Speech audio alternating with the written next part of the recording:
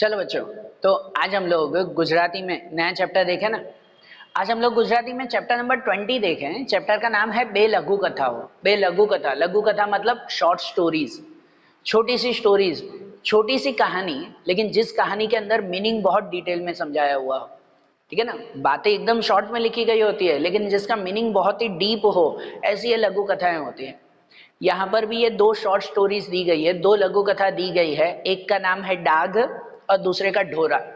इन दोनों के बारे में एक एक करके समझते हैं। जिसमें पहली लघु कथा हम लोग समझे डाग, जिनके लेखक हैं नरेन बारड़। नरेन बारड़ उनके लेखक। डाग, डाग हम कैसे कहते हैं कि भाई शरीर के ऊपर जब भी कोई दाग हो जाते हैं, बराबर, कितने लोगों को ये तकलीफ आती है कि शरीर के ऊपर सफेद सफेद दाग हो जाते हैं, जिसे हम लोग कोढ़ की बीमारी कहते हैं। गुजराती में कोढ़नी बीमारी कहते हैं उसे, है ना। शरीर पे सफेद चत्ते हो जाते हैं, सफेद दाग हो जाते हैं। यहाँ पर ये स्टोरी इसी के ही रिलेटेड दी गई है। मैं डायरेक्टली समझा रहा हूँ, कॉन्सेप्ट ध्यान से सुनना।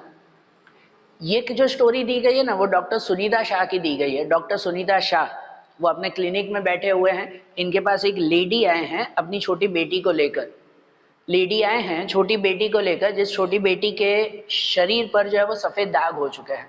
डॉक्टर सुनीता शाह उन्हें चेक कर रहे हैं। उनके चेहरे पर थोड़ी सी टेंशन भी है, जिसे देखकर वो लेडी डॉक्टर सुनीता शाह को सीधे ही कह रहे हैं कि देखो डॉक्टर जी, जो कुछ भी है ना, मुझे सच सच बता देना, और कुछ नहीं तो ये लड़की की बात है भाई, इसमें मुझसे कुछ भी छुपाना मत।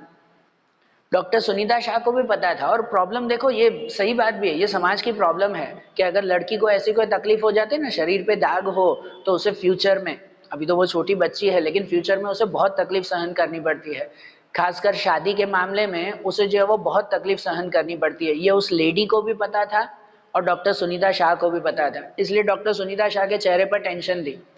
डॉक्टर सुनीता शाह भी शायद शायद जो है वो पहचान नहीं पाए कि ये दाग वो सच में कोढ़ की बीमारी है या फिर टेम्पररी दाग होते हैं। ये दो तरह से आते हैं, एक टेम्पररी दाग भी होते हैं जो कुछ दवाइयां लेने से ठीक हो जाएंगे, और एक कोढ़ की बीमारी होती है। ये कोढ़ की बीमारी फिर कभी भी जाती नहीं है। डॉक्टर सुनीता शाह चेक कर रहे थे, उनके चेहरे की टेंशन देखकर उस लेडी ने भी कहा कि देखो जो कुछ भी है वो सच बता देना। डॉक्टर सुनीता शाह ने बात को संभाल लिया। उनको कहा कि नहीं नहीं, आप चिंता मत करो भाई, ये तो सिर्फ विटामिन ए की डेफिशिएंसी है भाई, विटामिन ए की कमी है इसलिए ये प्रॉब्लम है भाई, मैं ये दवाई लिख कर दे रही हूँ भाई, जल्दी ठीक हो जाएगा, और भाई कुछ दिनों बाद मुझे फिर से बता के जाना। और डॉक्टर सुनीता शाह ने दवाइयाँ लिख कर दे दी उन्हें, और उनकी ये बातें सुनकर उस लेडी को भी मन में राहत हुई। डॉक्टर ने कहा कि चलो कोई प्रॉब्लम नहीं है, दवाइयों से ठीक हो जाएगा, तो उस लेडी को भी मन में राहत हुई। उनको भी हाश हुआ कि चलो कोई चिंता नहीं है। वो डॉक्टर को बहुत बहुत थैंक यू कहकर वहाँ क्लिनिक से निकल गए। वो लेडी तो क्लिनिक से निकल गए, लेकिन यहाँ पर डॉक्टर सुनीता शाह जो है वो खुद उनके जाने के बाद अपनी टेबल पे हाथ रख कर, कहते हैं सिर पे हाथ रख कर बैठ गए। वो खुद सिर पे हाथ रखकर बैठ गए। जिन पे सिर पे हाथ रखने कर उन पे सिर पे जो कहते हैं ना ओढ़नी थी, वो कपड़ा जो है वो थोड़ा सा ऊपर हुआ, और जिनमें डॉक्टर सुनीता शाह के सिर पर, उनके सिर पर जन्म से ही एक दाग का निशान था। कहते हैं एक दाग था, एक कोड की जो है वो निशानी थी, और इस कोड की निशानी की वजह से डॉक्टर सुनीता शाह को भी अपनी शादी के पहले ही दिन जो है वो घर से निकाल दिया गया था। इस सिर्फ दाग की वजह से डॉक्टर सुनीता शाह को भी अपनी शादी के पहले ही दिन उनके घर से निकाल दिया गया था। स्टोरी यहाँ पर खत्म। तो देखो यहाँ पर जो डॉक्टर सुनीता शाह कह रहे हैं ये दाग इसलिए ही दिया हुआ है, वो डॉक्टर थे बाबा, इतने पढ़े लिखे, इसके बावजूद भी उसे जो है वो सिर्फ एक दाग की वजह से इतनी बड़ी परेशानी उठानी पड़ी थी कि शादी के पहले ही दिन उनको घर से निकाल दिया गया था। तो इसलिए डॉक्टर सुनीता शाह उस छोटी बच्ची को जब चेक कर रहे थे ना, तो उनके मन में वो चिंता चल रही थी। उन्हें पता था कि ये समाज में कैसे नियम चलते हैं, कि ये समाज में जो है वो किस तरह के लोग रहते हैं, वो डॉक्टर सुनीता शाह को पता था। खुद के ऊपर बीती थी ना, इसलिए उनको पता था। खुद को जो है वो उन्होंने एक्सपीरियंस किया था कि सिर्फ एक दाग की वजह से उनको भी घर से निकाल दिया गया था, है ना। शादी के बाद उनको भी उनके ससुराल वालों ने निकाल दिया गया था। तो वो तो छोटी बच्ची है, बड़ी होने के बाद उसके ऊपर न जाने क्या क्या बीतेगी, ये डॉक्टर सुनीता शाह सोच रहे थे, और जो है वो मन में उनके फेस पर चिंता इस वजह से थी। लेकिन अभी अगर उस छोटी बच्ची को यही बताए तो उसकी पूरी जिंदगी और खराब हो जाएगी। इसलिए डॉक्टर सुनीता शाह ने जो है वो उस लेडी को शांति से कह दिया, चिंता मत करो भाई, विटामिन ए की कमी है, वो ठीक हो जाएंगे।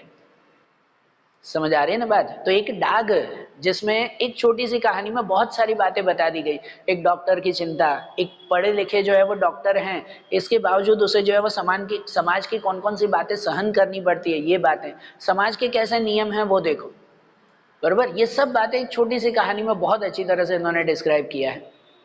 और जैसे ये एक कहानी है ना डाघ, बस ये शॉर्ट स्टोरीज, इतना ही उनमें स्टोरी में आता है। और ऐसे ही इसकी तरह दूसरी एक कहानी है, वो है ढोरा। ढोरा जिनके लेखक हैं ईश्वर परमार। ढोरा कैसे कहते हैं? ढोरा मतलब कहते हैं कि भाई वो गाय भैंस को कहते हैं, घर पे जो पाले जाते हैं ना, गांव में घर पे पाले जाते हैं गाय भैंस, है ना, उन्हें ढोर कहते हैं, उन्हें ढोरा वो कहा गया है। ये स्टोरी अगर कहो तो ये स्टोरी एक ओल्ड लेडी राजीमा, राजीमा जिनका नाम है, वो एक ओल्ड लेडी का नाम, ये स्टोरी उनके रिलेटेड है। राजीमा गांव में रहते हैं, घर में अकेले रहते हैं, और इनके घर पर जो है वो काफी सारे ढोर हैं, ढोर मतलब ये गाय भैंस हैं। राजीमा ओल्ड एज के हैं, फिर भी उन ढोरों की बहुत अच्छी तरह से केयर करते, पूरा दिन उनके हर छोटी छोटी बातों का ध्यान रखते थे, और ना एक परिवार के सदस्य की तरह उन्हें कभी कभार डांटते भी, उन ढोरों को, और ना उन जानवरों को कभी कभार डांटते भी थे, तो जो है वो बहुत ज्यादा प्यार भी करते थे, हर चीज का जो है वो ध्यान रखते थे। उनके बेटे, तो घर में उनके दो बेटे थे, लेकिन दोनों बेटे जो है वो पढ़ लिख कर गाँव छोड़कर शहर में जाकर काम करते हैं, ठीक है ना। शहर में उनका अब अच्छा खासा घर है, अच्छा खासा परिवार बन चुका है, वो वहाँ शहर में रहते हैं, ठीक है ना। और उनके बेटों ने इनको कहा भी, राजीमा को कहा भी कि आप भी ये छोड़ो गाँव की चीज़ें, शहर में आकर रहो ना। लेकिन राजीमा जो है वो उन्हें कहते थे कि नहीं भाई, मुझे जो है वो गाँव की चीज़ें ही पसंद है, ये गाँव से बाहर जाने की मेरी इच्छा नहीं हो रही। वो शहर से ये सब बातें हमेशा पत्र में होती थी, लेटर में होती थी।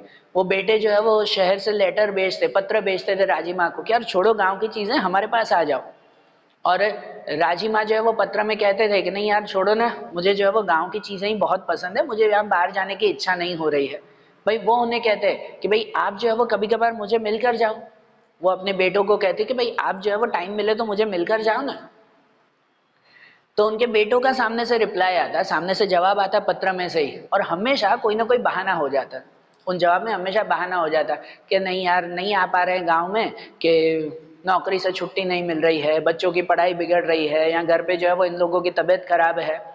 कोई ना कोई बहाना देकर जो है वो अपनी माँ को टाल देते थे कि नहीं भाई गाँव में नहीं आना है, और इसकी जगह पर पत्र में लिख देते कि हम आपको कुछ पैसे भेज रहे हैं, ये लो भाई पैसे, और इससे अच्छा तो अपने ये ढोर वगैरह बेच दो ना। वो पत्र में ही कहते कि घर पे जो आप ढोर पाल रहे हो भाई उन्हें बेच दो, और शांति से, अब आपकी ओल्ड एज है, शांति से जो है वो अपना जीवन जियो, भजन वगैरह गाओ, भाई इन सबको बेच दो अब। और राजीमा जो है वो इन पत्र का कभी जवाब देते, कभी नहीं देते। अब एक दिन यही था कि राजीमा को खुद पत्र लिखने तो आता नहीं था, खुद पत्र लिखने आता नहीं था, तो वो लेखक से जो है वो पत्र लिखवा देते।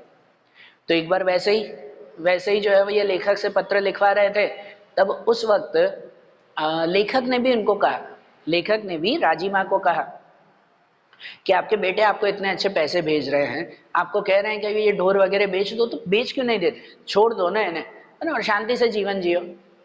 तब राजीमा का जो है वो गला भर आया, आंखों में से आंसू निकलने हैं राजीमा के, और कहने लगे कि किसको बेचूं, इन ढोरों को, है ना, इन जानवरों को बेचूं, ये ऐसे जानवर हैं, इसे मैं बेचती भी हूँ ना, तो जिनके घर पे बेचती हूँ वहां से जो है वो ये खुद को छुड़वा कर मेरे घर के बाहर आकर खड़े हो जाते हैं। कहते हैं फिर से ये जानवर मेरे घर दरवाजे पर आकर खड़े हो जाते हैं। कहते एक ये जानवर हैं जिन्हें मैं कितना भी बेचती हूँ वापस यहीं पर ही आ जाते हैं, और एक वो मेरे बेटे हैं जिनको नहीं बेचा है ना तो भी शहर में जाकर बिक गए हैं। बराबर, ये इनका जवाब था कि एक ये जानवर हैं, एक ये ढोर हैं जिन्हें मैं बेचती हूँ, फिर से वो वहाँ पर दरवाजे पर आकर खड़े हो जाते हैं कि इनको नहीं जाना है। और एक वो मेरे बेटे हैं कि जिनको नहीं बेचा है तो भी वो वहाँ चले गए हैं, वहाँ से खाली पत्र आता है कि आप गांव छोड़कर शहर क्यों नहीं आ जाते। पत्र से राजीमा खुद वहाँ पर आएंगे क्या? भाई उनको आना चाहिए ना यहाँ पर, वो बेटे क्यों नहीं आते यहाँ पर मुझे लेने के लिए कि भाई मुझे यहाँ से लेकर खुद वहाँ पर जाएं। बस पैसे भेज देते और लिख देते कि आप आ जाओ। भाई वो राजीमा खुद वहाँ पर जाएंगे? कैसे जाएंगे? राजीमा को जो है वो लेखक के सामने गुस्सा आया, कहते ना भाई गला भर आया, आंखों में से आंसू निकलने, और वो कह रहे हैं कि भाई ऐसे बेटे मुझे नहीं चाहिए।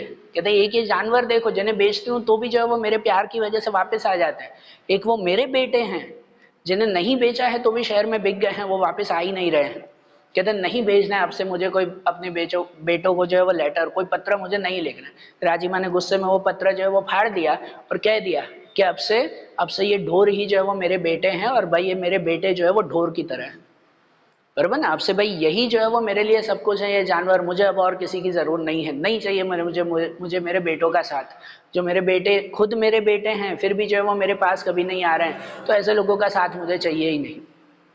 बराबर। कहानी यहाँ पे खत्म। एक छोटी सी स्टोरी, ढोरा नाम की एक छोटी सी स्टोरी, जिसमें भी जो है वो एक माँ की वेदना है ना, उनकी जो है वो तकलीफ, एक जो है वो समाज का ये भी नियम कि जब बेटे बड़े हो जाते हैं तो किस तरह से अपने परिवार वालों को, अपने माता पिता को छोड़ देते हैं वो। बरोबर। जब शहर में कमाने लग जाते हैं तो गांव में जो है वो अपने माता पिता के ऊपर उन्हें शर्म आती है, वहां पर जाने में उन्हें शर्म आती है कि अपने माता पिता से कैसे मिले। एक कहते हैं ना, एक छोटी सी स्टोरी में भी ये समाज की कितनी सारी बातें उन्होंने डिस्क्राइब कर दी। दो बहुत अच्छी स्टोरीज यहाँ पर दी गई थी, डाग और डोरा। ये मैंने ओरली एक्सप्लेन की, आप टेक्स्ट बुक में एक बार रीड जरूर करना, रीड करने से उनके वर्ड्स बहुत अच्छी तरह से समझ में आएंगे और बहुत अच्छा मजा आएगा उसमें।